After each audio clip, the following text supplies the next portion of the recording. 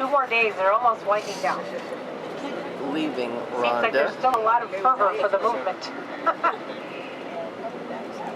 And Granada is one of the most important Catholic cities in Spain.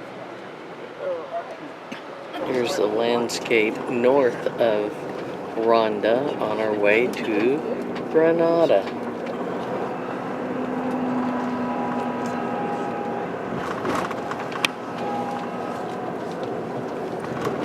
The fortress of Teba, T-E-B-A, up here protecting this area. The wheat here is starting to turn a golden color. Some of it is still quite green. And of course there are olive trees everywhere. 104 turbines in just one specific area. That's not counting all of them in the whole country. And each one generates about 2 megawatts. For those of you that are engineers and like to wrap your head around those numbers. And when I read this, actually I was seeing it on TV and I was taking notes as I watched it. And that's supposed to make enough power for 600,000 people. Aeolic, or wind, then they have nuclear. That's not the case in France. I think France is... And why so much solar? Because they have at least 200 days of sunshine in Spain a year. Muslim cities in the world. And you're going to see the most amazing mosque that they left behind it today as a cathedral when we get there. The battles continued between Moors and Christians.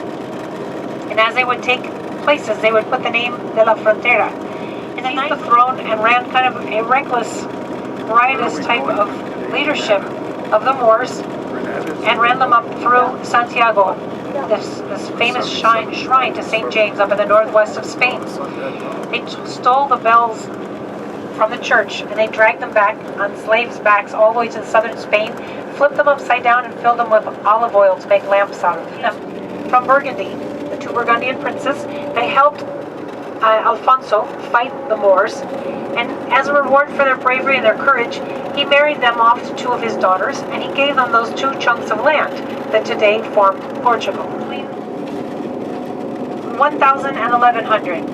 Why? Because they started squabbling among themselves. There was no one who was powerful enough to be the absolute ruler there, and so they broke up into petty kingdoms called taifas, which was the undoing of themselves.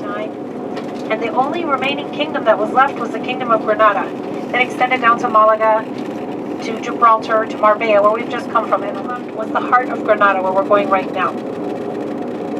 And although they were defeated in 1492, there was not much of a battle to do this. There's a great book, if you want to read a bit about the Muslim side of things. There's a man named Ildefonso Falcones, a Spanish writer.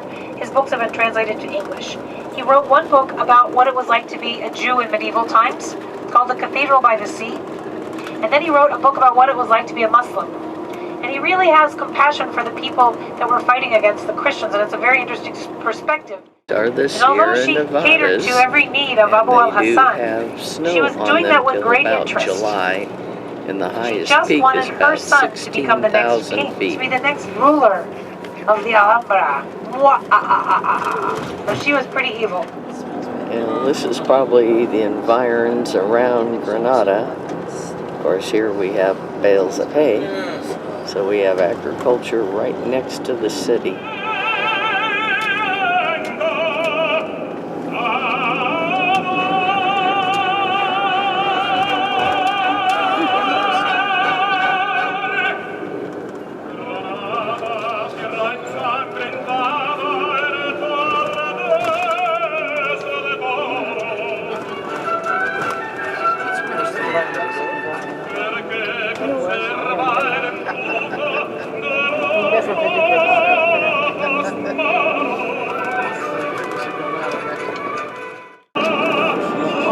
Caves and people are living in them.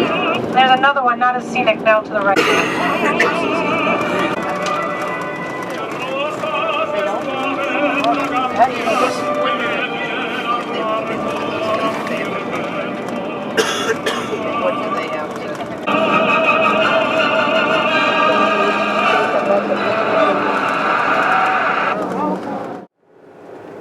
These are the walls of the Alhambra.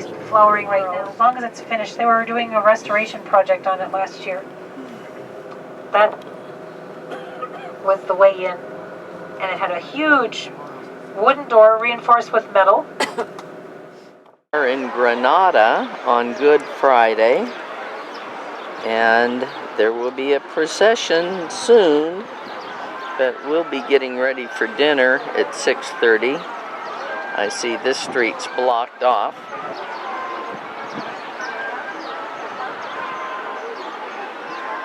And there are some guys down there in their pointy hats.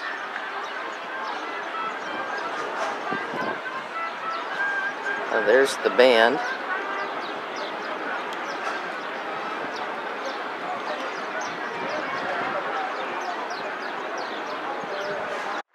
10 minutes later, the crowds continue to grow. And down here are a bunch of church kids who are involved, I'm sure. Aristocrat, politician, businessman, and especially great visionary of his time.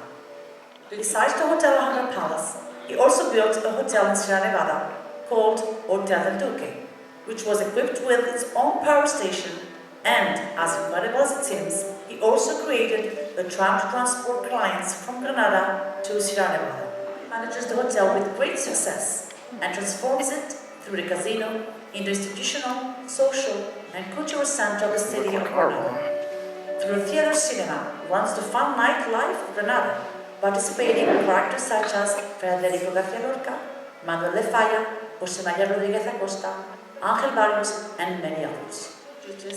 Without proposing it, saves the building of aerial bombards. The Civil War ends and the hotel reopens in 1942. From that moment on, the hotel lives its most glamorous time, becoming an international emblem for luxury tourism, and leading to the mythical Alhambra Palace of today. If there is something that we can be proud of, it is of our golden book. It is impossible to mention all the important people that have signed it, but it's worth to distinguish members of the world royalty, starting with King Alfonso XIII, his son Juan Conde of Barcelona, his nephew and actual King of Spain, King Juan Carlos I, next to the Queen Sofia, or in 2014, the second oldest hotel inactive in Spain, and the only one that holds the same owners for its 104-year history.